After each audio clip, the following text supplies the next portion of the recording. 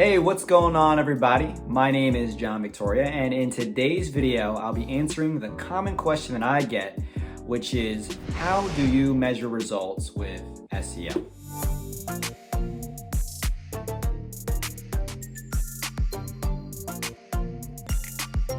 Before I begin, I just want to tell you a quick story that I hear from a lot of contractors that we're speaking to, exploring working together. And they tell me that they've been working with an SEO company, whether it's been for a few months, whether it's been close to a year or even 2 years. And many times they come to me and they say, John, I honestly don't know what's going on with our SEO. I'm working with the company, but really we just don't know what we're looking for. And we feel as if we're just throwing money into a black hole because we just don't know how to judge performance. And honestly, it's a really sad thing to hear that, because many times I'll look into the numbers, and a lot of times business owners don't know these numbers, but I'll see that they've been spending money and there really hasn't been any traction over long duration of time. And so that's exactly why I want to make this video, so that you as a business owner can understand what are the numbers that you need to be looking at to judge the performance of your SEO campaign. So without further ado, I'm gonna go over the 4 things that we like to look at. So the 4 things we like to look at, they are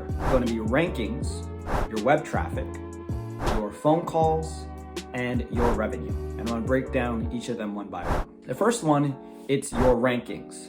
And so what I mean by rankings is your position of your website for the keywords that are relevant for your products and services. So let's say, for example, that you are an HVAC company.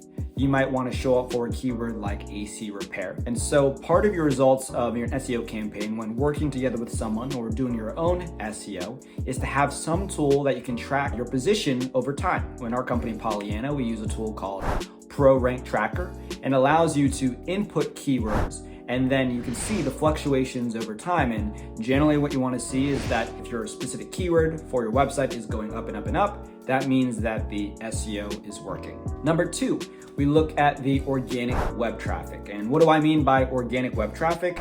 This is the web traffic coming to your website from organic search or from a search engine. If you don't have any additional organic traffic to your site, then obviously your SEO is not working.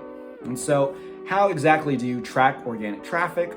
Well, there's a lot of free tools out there. A big one that we like to use is Google Analytics. It's a free tool that's provided by Google in order to track your website analytics. And so you can actually filter out for organic, and you can see all the web traffic coming to your site. So if that's increasing steadily over time, then that is a great sign that your SEO is working. The number 3 thing that we look for is going to be the phone calls coming in. If your phone calls aren't increasing, or if your number of leads aren't increasing, then your SEO campaign, it's not really a good investment, right? Because you can have higher rankings, you can have higher web traffic, but if it's not resulting in actual business for you, then this marketing effort is really not worth that much. And so the way that I like to recommend to business owners to set this up is to go through a call forwarding platform. So we use CallRail on our end. And what we do is we purchase a phone number from CallRail, and then we set that up on our client's website. When someone visits their website, let's say from a Google search, they go there and they call them up, we can now attribute that phone call to SEO. And this is going to be much different than someone who calls you from your main business line, that might from a phone number found on your business card, on a billboard. So you can really distinguish the efforts of the success of your website and your SEO. And so that'd be another way to be able to distinguish, again, how is your business improving due to your SEO. Number 4, and our last thing, it's going to be your increase in revenue. Because at the end of the day, if you've got traffic, if you've got rankings, if you've got phone calls, but you're not getting an additional revenue from your SEO, then really it's not worth it for you. Because at the end of the day, SEO is all about putting more money into your pocket. Some considerations to make with revenue is that, of course, SEO, we get leads to you, and the closing and the conversion is going to be on your end. But really, if you have a great sales team in place, you pick up the phone calls, you have a great value proposition, then you should be reasonably closing leads and should be able to attribute those leads that are coming from SEO and judge their quality versus another lead source such as using Yelp or Home Advisor or Angie's List. And so with that, now you'll have a better understanding of how successful your SEO is and how that's leading to a direct increase in revenue for your business. And so that's it. That is all 4 factors that we take a look at for you as a business owner to consider whether or not your SEO campaign is improving.